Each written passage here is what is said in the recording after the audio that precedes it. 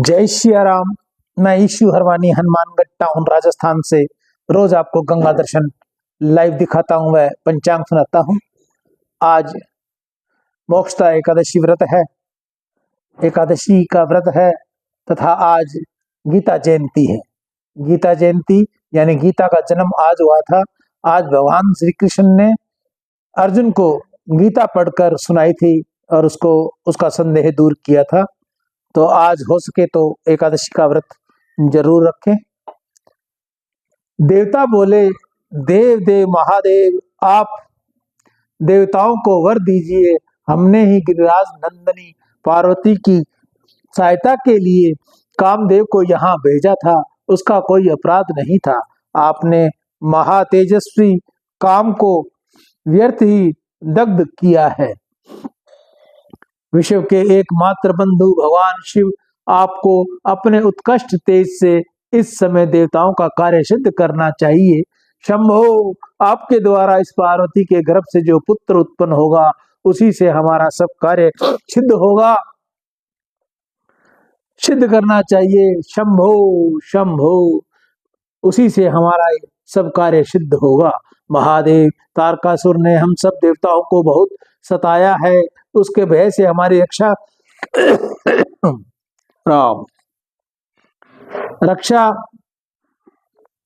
करने के लिए इस कामदेव को जीवन दान दीजिए। आप पार्वती जी का पाणी ग्रहण करें। महाभाग, देवताओं का कार्य सिद्ध करने में आप सभी शक्तियां लगाएं। गजासुर से आप ही ने हम सब पर देवताओं का उद्धार किया था।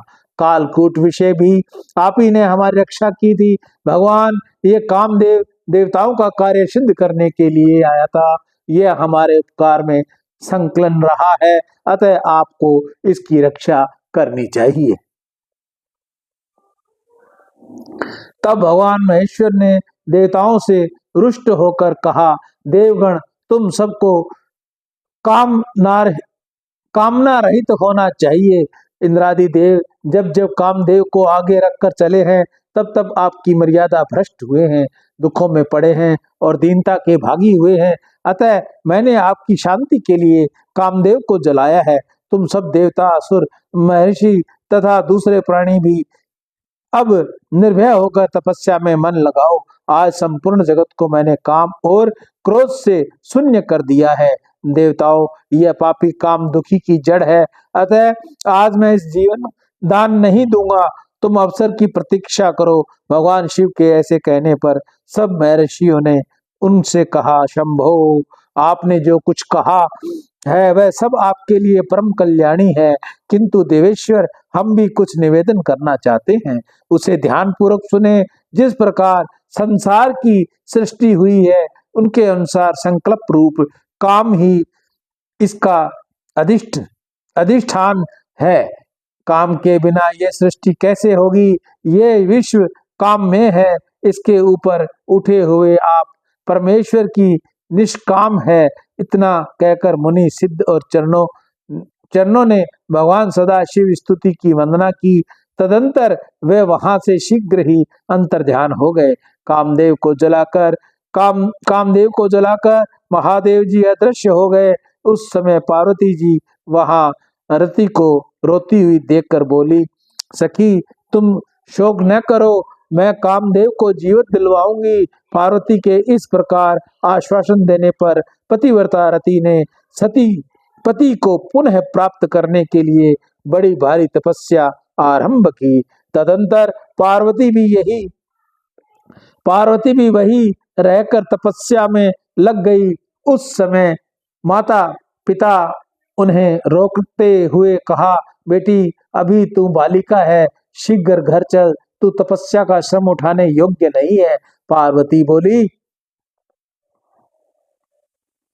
माता और पिता, मैं घर नहीं चलूंगी, आप मेरी प्रतिज्ञा सुने। मैं उत्तम तपस्या के द्वारा भगवान शंकर को पुनः यही बुलाकर उनका वरण करूंगी। यो कहकर मानसिवित पार्वती एकाग्रचित चित्त हो बड़ी उग्र तपस्या के द्वारा भगवान शिव की आराधना करने लगी। उस समय जया, विजया, माधवी, सुलोचना, श्रुता, शुता, शुक परमलोचा, सुभगा, श्यामा, त्रिअंगी, वारुंगी और सुधा ये तथा और भी बहुत सी सखियां गिरिराज नंदनी की सेवा में रहने लगी। परमात्मा रुद्र ने कामदेव को जहाँ दग्ध किया था वहीं एक वेदी बनाकर पार्वती जी उस पर विराजमान हुई।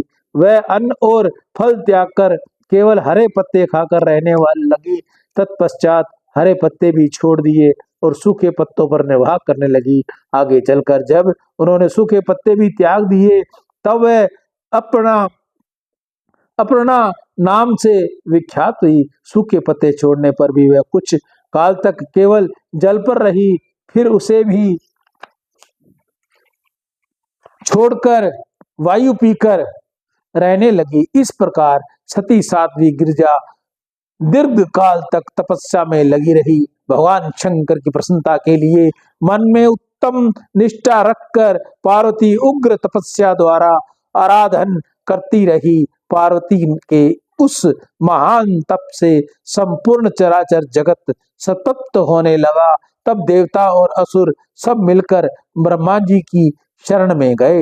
देवता बोले, भगवान आपने ही इस संपूर्ण चराचर जगत की सृष्टि की है, हम देवताओं की रक्षा करने योग्य आप ही हैं।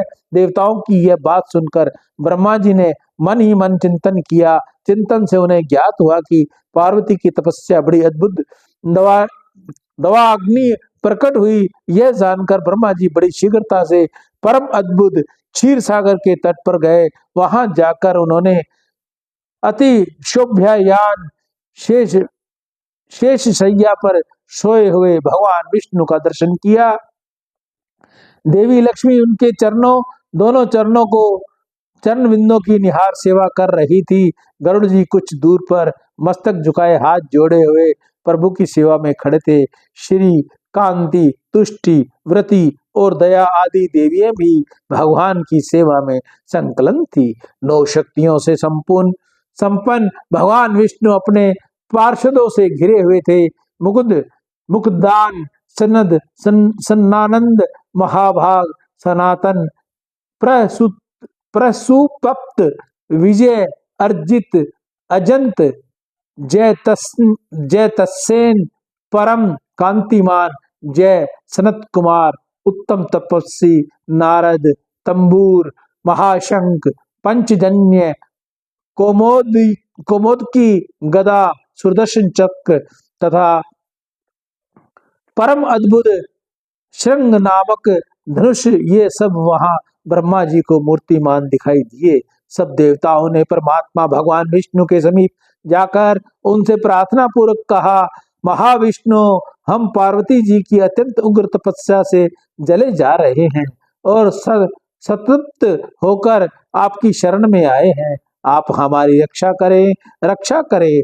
तब शेषनाग की शैया पर बैठे हुए रमेश्वर श्री हरि इस प्रकार बोले, देवताओं, आज तुम लोगों के साथ लेकर परमेश्वर महादेव जी के पास चलता हूँ। हम सब लोग मिलकर उनसे प्रार्थना करें कि वह पार्वती के साथ विवाह करने के उद्युक्त हो। भगवान शिव पुराण पुरुष हैं, सबके अधीश्वर हैं, वह सबके लिए वरणीय अथवा सेव्य है, उत्तम स्वरूप की पराकाष्ठा है तथा वह ही परात्पर परमात्मा है। इस समय वे तपस्या में लगे हैं, हम सब लोग उनकी शरण में जाते हैं। सियावर राम जय जय राम, मेरे प्रभु राम जय जय राम। जय मंगल भवनीय मंगल हारी, नरवऊ दशरथ अजर बिहारी। दीन दयाल विरुद्ध संहारी, हरहु नाथ मम संकट भारी। आज की कथा को यहीं विराम।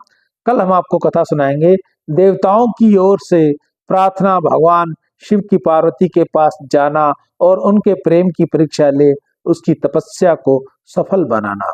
देवताओं की प्रार्थना से भगवान शिव का पार्वती के पास जाना और उनके प्रेम की परीक्षा ले उनकी तपस्या को सफल बनाना, ये कथा हम आपको कल सुनाएंगे। आज की कथा का यही विराम। सियावर राम जय जय राम, मेरे प्रभु राम जय जय।